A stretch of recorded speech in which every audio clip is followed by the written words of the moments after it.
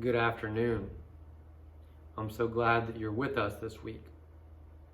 Last week, we looked at a passage out of 1 Corinthians chapter 7, and it dealt with marriage. Paul was essentially encouraging people who weren't married to remain in that way, but really, he was pointing to a much larger issue.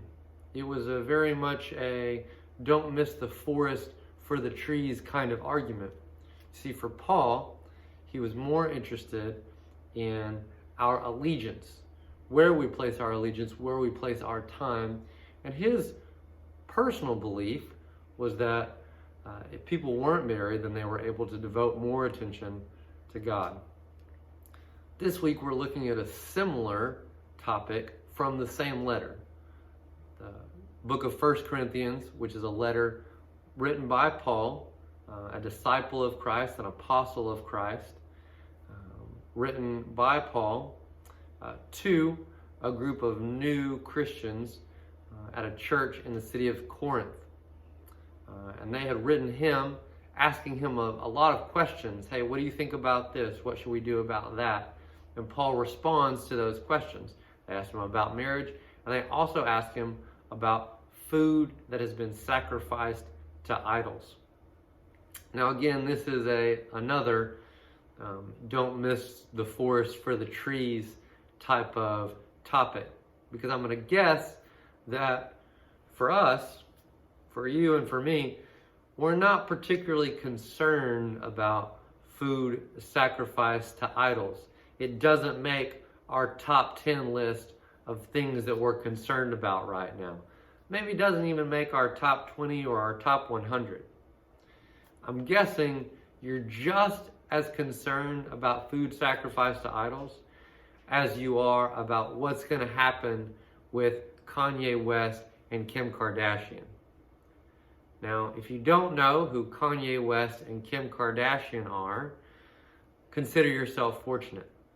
Kanye West is a musical artist and performer, and he is married to Kim Kardashian, who is essentially a reality TV star. And it's been all over the tabloids. Will they remain married? Will they get a divorce? Just not that concerning unless, in fact, you're Kanye West or Kim Kardashian or their family or their friends. It's just not something that we're concerned about or should be concerned about. Now, if you also don't know what reality TV is, consider yourself extra fortunate. I suppose we ran out of ideas when we were coming up with TV shows, and so we eventually resorted to filming certain people in their everyday lives. Reality TV. Let's get back to our passage. So Paul is addressing the idea of food sacrificed to idols. Now again, this isn't something that you or I are particularly concerned about, but this is an issue in other parts of the world. So the reason why we're discussing it today is I believe that the way in which Paul addresses the concern, the logic that he employs, the argument that he gives forth, I think can help us navigate certain issues in the future. So let's take a look. I'm going to read verses 1 through 3 again. Now about food sacrificed to idols, we know that we all possess knowledge. Knowledge puffs up, but love builds up. The man who thinks he knows something does not yet know as he ought to know. But the man who loves God is known by God. This is particularly interesting. Paul essentially begins his discussion or his argument by saying, yeah, we all know, which may have been something of a local slogan at the time. He's saying, yeah, we all know, but... And then he essentially reframes the discussion. This is almost a competition between love and knowledge. Now, those two things are are very different in their essence. Knowledge is something I know. It's something I have or don't have.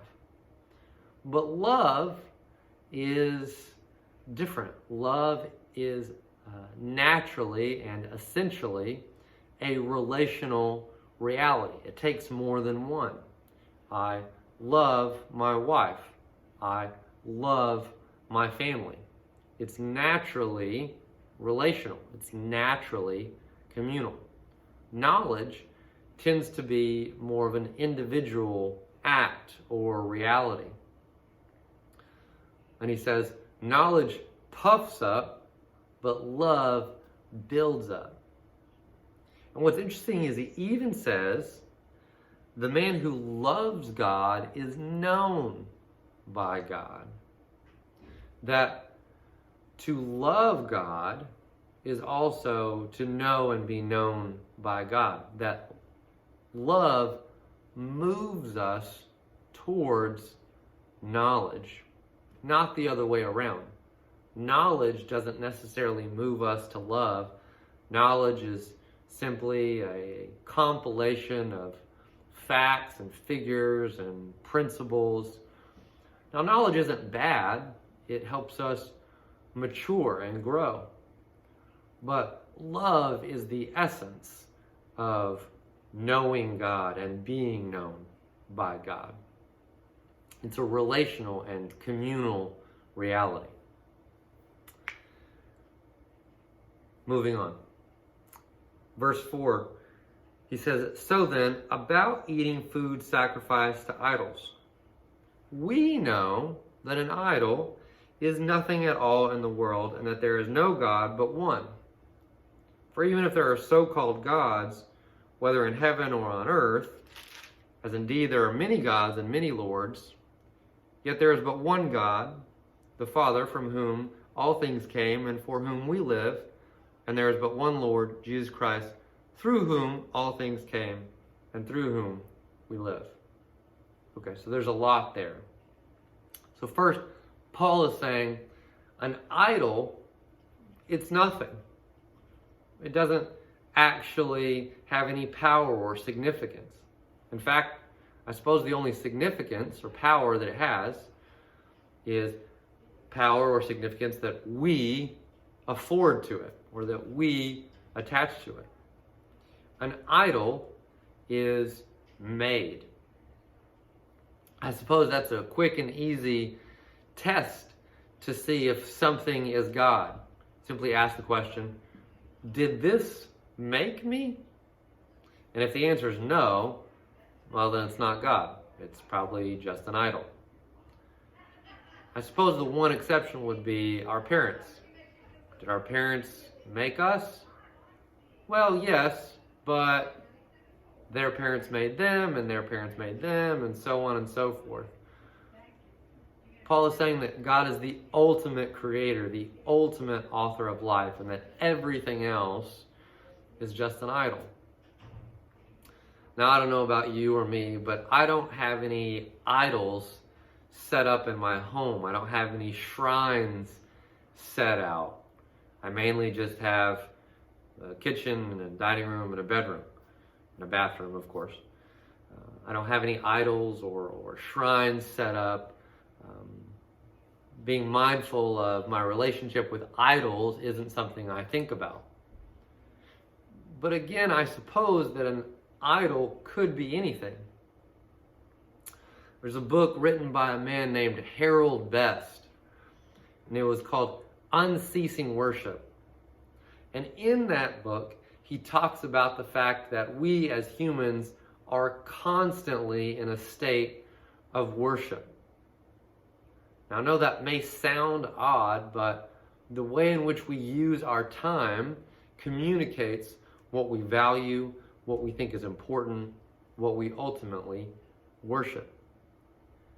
If you're spending a lot of time on your phone, I'm guilty of this a little too often. If you're spending a lot of time on your phone, then maybe what you value, maybe what you worship is being connected or being informed. Maybe you really like sports I know that we're quickly approaching the Super Bowl. And I know that church attendance tends to really suffer on Super Bowl Sunday. Now, again, it's football is not a bad thing. Sports are not an evil thing. But perhaps our worship of sports tends to collide with our worship of God. Now, again, that can be true of anything. Sports, politics, fashion, even our family.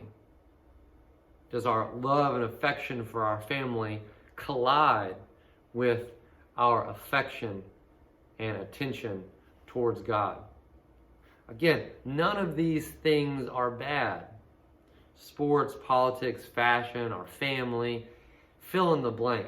None of these things are bad in and of themselves, but if we attach to them a certain power and a significance such that it dominates our attention and our affection, then perhaps they've risen to the place in our lives to be considered idols. And Paul is saying an idol is nothing. It is simply made. It doesn't have any power or significance. It's not really God. It might be God with a little g, Lord with a little l, but it's not God. It's not Jesus Christ, through whom all things were made. Paul is helping us be clear on who is God and what isn't. Verse 7. Paul says, but not everyone knows this.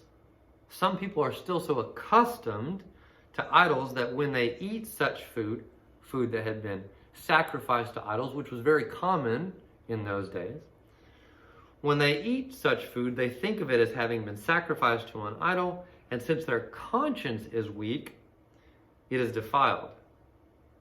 But food does not bring us near to God.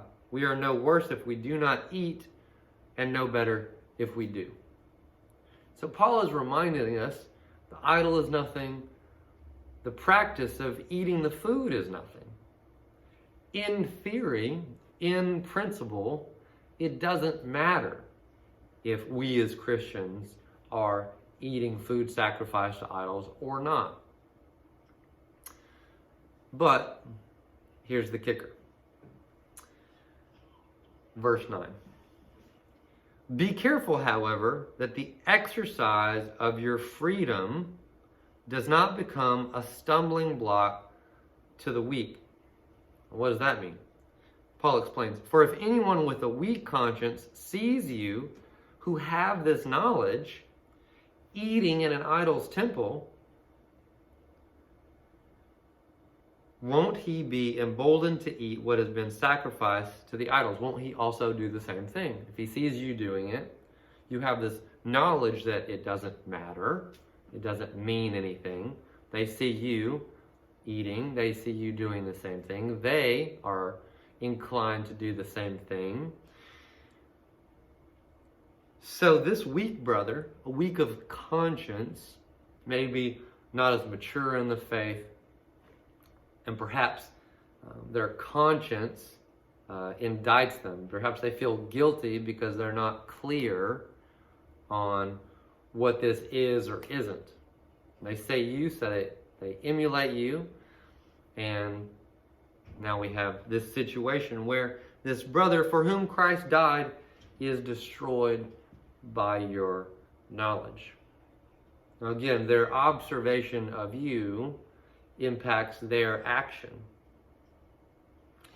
And their action may then cause them to become concerned, cause them to feel guilt over something that they are unclear about.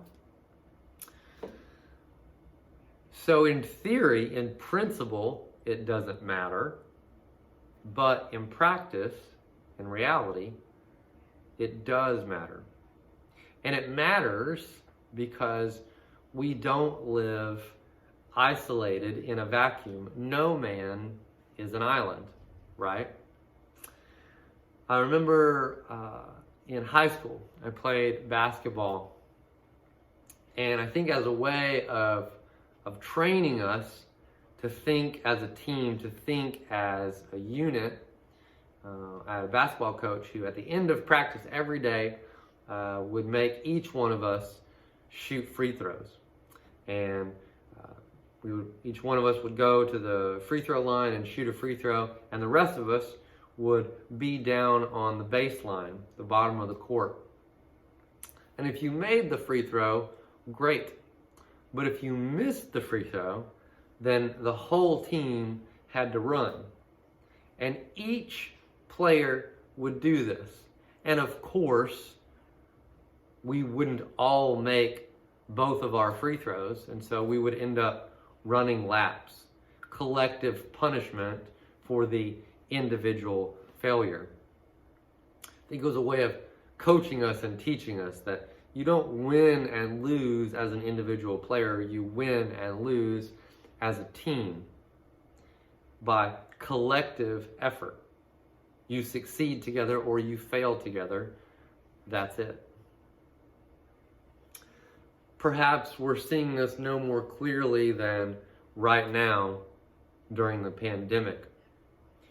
One individual's decision to wear a mask or not wear a mask has an impact on others. The virus transmits so quickly, and not wearing a mask simply speeds that up.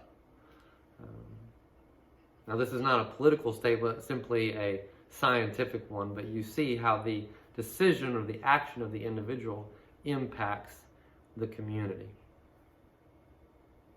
And this brother who observes someone else eating meat that had been sacrificed to idols presumes that perhaps he can also do that, but he is not as mature in his faith, and so he begins to wonder and begins to be concerned and perhaps feel guilt about this action, unsure of if he has the freedom to do so or not.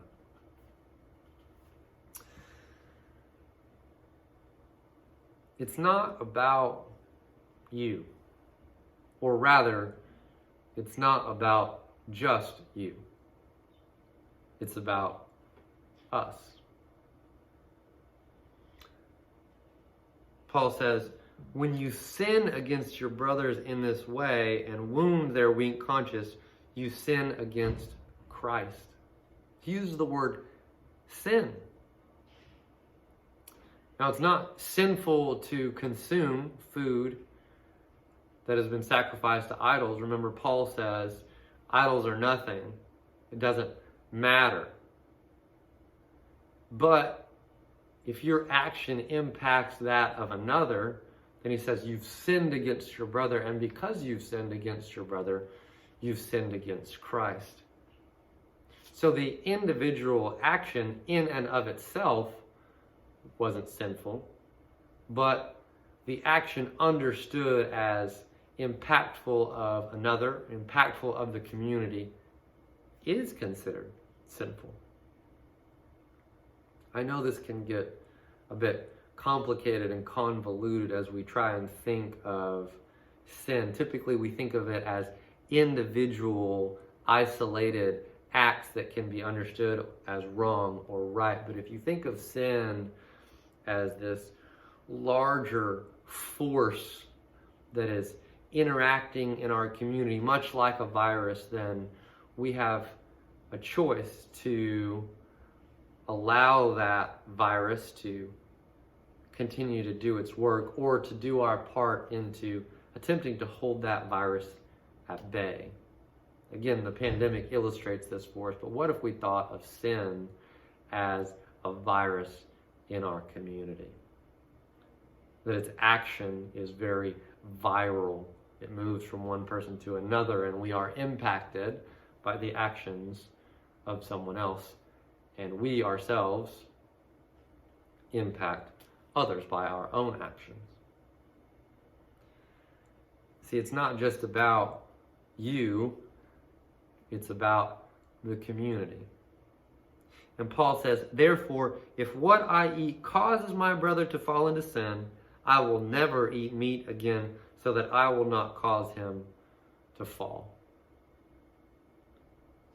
Remember, again, in theory, in principle, it doesn't matter, but in practice, in community, it does. Paul says, if my action causes someone else to fall, then I should be more mindful of what I'm doing. It's not just about you. It's about us. That is precisely the thinking that Jesus had when he went to the cross. Not my will, Father, but yours be done. Christ would have preferred to avoid the cross if he could. He said, let this cup pass from me. Let this responsibility pass from me. But not my will, Father. Your will be done. Jesus knew that it wasn't just about him. It was about all of us. May we be reminded today that whether we like it or not, that our existence isn't simply isolated or individualistic, that we participate in a community much larger than us. And thank goodness, because I can't do this on my own. Amen.